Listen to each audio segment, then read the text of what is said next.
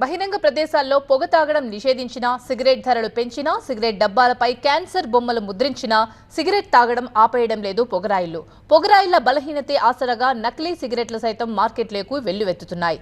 జోరందుకుంటున్న నకిలీ సిగరెట్ల దందాపై TV9 special focus. విద్యా వ్యాపార వాణిజ్య కేంద్ర బిందువుగా ఉన్నటువంటి విజయవాడ విదేశీ సిగరెట్ల మాఫియాకు అడ్డాగా మారిందంటే అవుననే సమాధానం అనిపిస్తోంది. ఇది కేవలం నోటి మాటతో చెప్తున్నటువంటి లెక్కలు కాదు, కోట్లాది రూపాయల విదేశీ సిగరెట్లను సీజ్ చేసిన కస్టమ్స్ అధికారుల లెక్క. ఒక్క ఏడాదిలోనే కోట్లాది రూపాయల వ్యాపారం జరిగినట్టుగా కస్టమ్స్ అధికారులు తనిఖీలు చేసి సీజ్ చేసినట్టు కూడా అధికారులు చెప్తున్నారు. అసలు ఇంతకీ విజయవాడ కేంద్రంగా విదేశీ సిగరెట్ల మాఫియా రెచ్చిపోవడానికి గల కారణాలు ఏంటి? ఇతర దేశాలను, ఇతర రాష్ట్రాలను దాటి విదేశీ సిగరెట్లు విజయవాడ వరకు ఎలా వస్తూ ఉన్నాయి ఇప్పుడు చూద్దాం. విజయవాడ కేంద్రంగా నకిలీ సిగరెట్ మాఫియా రెచ్చిపోతోంది. రాష్ట్ర రాజధాని నడిబొట్టునున్న విజయవాడ నుంచి నకిలీ సిగరెట్లు రాష్ట్రమంతా సప్లై చేస్తోంది. ఇతర రాష్ట్రాలు, దేశాల నుంచి నకిలీ సిగరెట్లు ఏపీలోకి రవాణా అవుతున్నాయి.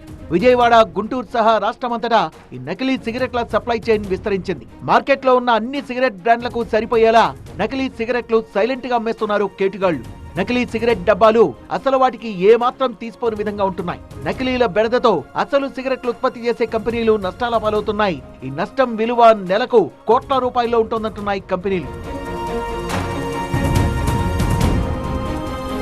పెద్ద ఎత్తున ఇతర రాష్ట్రాలు, ఇతర దేశాల నుంచి నకిలీ సిగరెట్లు ఏపీకి దిగుమతి చేసుకుంటోంది నకిలీ సిగరెట్ల మాఫియా. బీహార్, ఉత్తరప్రదేశ్, గుజరాత్, రాజస్థాన్, పశ్చిమ బెంగాల్, ఒరిస్సా రాష్ట్రాల నుంచి కంటైనర్ల ద్వారా రాష్ట్రానికి చేరుకుంటున్నాయి ఈ నకిలీ సిగరెట్లు. విజయవాడ గోడౌన్లలో నకిలీ సిగరెట్లు నిల్వ చేసి సమయానుకూలంగా మార్కెట్లోకి విడుదల చేస్తోంది నకిలీ సిగరెట్ మాఫియా. ఇతర రాష్ట్రాల నుంచి వస్తున్న భారీ కంటైనర్లు తనిఖీ చేస్తున్న సమయంలో ఈ నకిలీ సిగరెట్లు బయటపడ్డాయి. నకిలీల భరతం పట్టేందుకు టోల్ ప్లాజాల దగ్గర జాతీయ రహదారులపై నిఘా పెంచారు అధికారులు. దీంతో నకిలీ సిగరెట్ మాఫియా కొత్త దారిని ఎంచుకుంది. కొరియర్ సంస్థలతో చేతులు కలిపి భారీ స్థాయిలో నకిలీ సిగరెట్లు రవాణా చేస్తున్నాయి.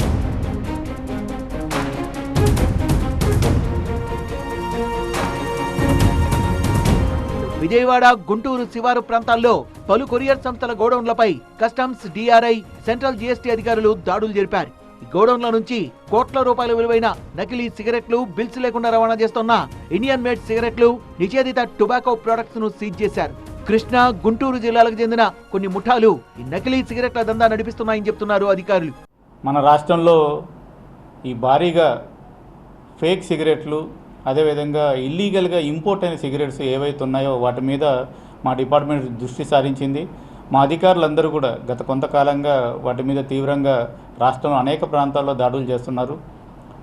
గతంలో ఎన్నడూ లేని విధంగా నిన్న సిగరెట్స్ సంబంధించి ఇద్దరు స్మగ్లింగ్ యాక్టివిటీస్లో ఎవరైతే పాల్గొన్నారో వాళ్ళని అరెస్ట్ చేసి వైజాగ్లో ఉన్న న్యాయస్థానంలో ప్రవేశపెట్టడం కూడా జరిగింది. ఈ సందర్భంగా మీ అందరికీ తెలియజేసుకునేది ఏంటంటే, ఎవరైతే ఈ ఇల్లీగల్ సిగరెట్స్ చట్టపరమైన ఎటువంటి నాణ్యత లేని, లోగోలు లేని, ప్రమాణాలు పాటించని సిగరెట్స్ ఇంపోర్టెడ్ అయినా లేదా డొమెస్టిక్ అయినా కానీ అవన్నీ అమ్మటము, కొనటము, నిల్వ చేయటము, వాటిని ట్రేడ్ చేయటము ఇవన్నీ కూడా చట్టరీత్యా నేరం. వాటికి ఎవరైతే పాల్పడతారో వారందరికీ కూడా శిక్షలు తప్పనిసరిగా ఉంటాయి.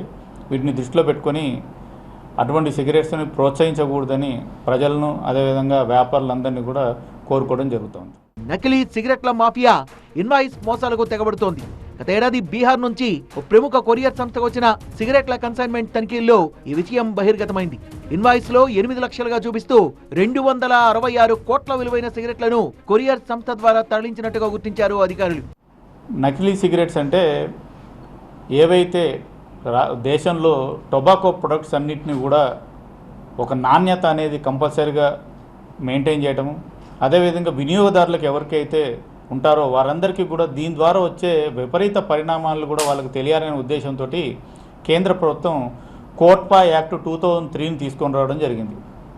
Cigarettes and other tobacco products act ఇది. దీంట్లో సిగరెట్ కానీ ఏదైనా టొబాకో కలిసిన ప్రోడక్ట్ ఏదైనా సరే ఎటువంటి లోగో కలిగి ఉండాలి, ఎటువంటి హెచ్చరికలు దాని మీద ఉండాలి, అదేవిధంగా మ్యానుఫ్యాక్చరింగ్ డేట్ ఏంటి, ఎక్స్పైరీ డేట్ ఏంటిది, ఎవరు మ్యానుఫ్యాక్చర్ చేశారు, ఎప్పుడు మ్యానుఫ్యాక్చర్ చేశారు, దాని బ్యాచ్ నెంబర్ ఏంటి, అంటే ఫేక్ ప్రొడక్ట్స్ రాకుండా నాణ్యమైన ప్రొడక్ట్స్ మాత్రమే వినియోగదారులకు రావాలి. వాటికి ట్యాక్స్ కూడా సరైన పద్ధతిలో పే చేయాలనే ఉద్దేశంతో కొన్ని చట్టాన్ని కేంద్ర ప్రభుత్వం చేయడం జరిగింది. ఇప్పుడు ఏవైతే ప్రొడక్ట్స్ మనం సీజ్ చేశామో వీళ్ళెవరు కూడా ఆ చట్టాన్ని పాటించని, అదేవిధంగా ఇల్లీగల్గా ట్యాక్స్ ఎగ్గొట్టి తీసుకొచ్చిన ప్రొడక్ట్స్ ఇవి ఆ చట్టం ప్రకారం ఎట్టి పరిస్థితుల్లో కూడా మార్కెట్లో రిలీజ్ చేయడానికి వీల్లేదు. అందుకనే వీటిని తప్పనిసరిగా మనం ఇన్సిగ్నేట్ చేయడం అనేది జరుగుతుంది.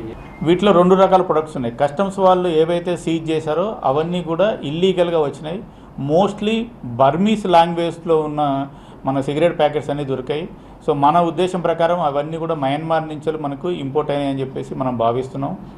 మిగిలిన ఏవైతే ఫేక్ ప్రొడక్ట్స్ ఉన్నాయో, అంటే ఏవైతే మార్కెట్లో బాగా ప్రచారంలో ఉన్న గోల్డ్ ఫ్లేక్ లాంటి ఎటువంటి సిగరెట్స్ ఉన్నాయో వాటిని అనుకరించుకుంటూ వీటిలో కూడా గోల్డ్ విమలు, గోల్డ్ స్టెప్ అనే పేరుతోటి దాదాపుగా అదే సిగరెట్ను పోలిన విధంగా ఈ సిగరెట్స్ని తయారు చేస్తున్నారు. ఇవి దేశంలో రకరకాల ప్రాంతాల్లో తయారవుతున్నట్లుగా మాకు సమాచారం ఉంది. ఎప్పుడైతే మేము ఈ సమాచారాన్ని సేకరించామో ఆ ప్రాంతాల్లో ఉన్న మా డిపార్ట్మెంట్ అధికారులకు, అదేవిధంగా పోలీస్ అధికారులకు, డిఆర్ఐ అధికారులకు ఎప్పటికప్పుడు మేము సమాచారం ఇస్తున్నాం. ఆ సమాచారం బేస్ మీద రకరకాల ప్రాంతాల్లో రైడ్లు చేయడం కూడా జరుగుతుంది. మార్కెట్లో విచ్చలవిడిగా లభ్యమవుతున్న ఈ నకిలీ సిగరెట్లతో ఆరోగ్యానికి ముప్పు ఎక్కువని చెప్తున్న వైద్యులు, ఇప్పుడు రీసెంట్గా సిగరెట్ స్మోకింగ్ కాకుండా సిగరెట్స్ అంటే వ్యాప్ అనేది, అంటే ఈ సిగరెట్స్ అనేది రెగ్యులర్గా వాడుతూ ఉన్నారు. చాలామంది పేషెంట్స్ వస్తూ ఉన్నారు. వీళ్ళకి ఎక్కువగా లంగ్ ప్రాబ్లమ్స్, కార్డియాక్ ప్రాబ్లమ్స్ చాలా ఎక్కువగా వస్తున్నాయి.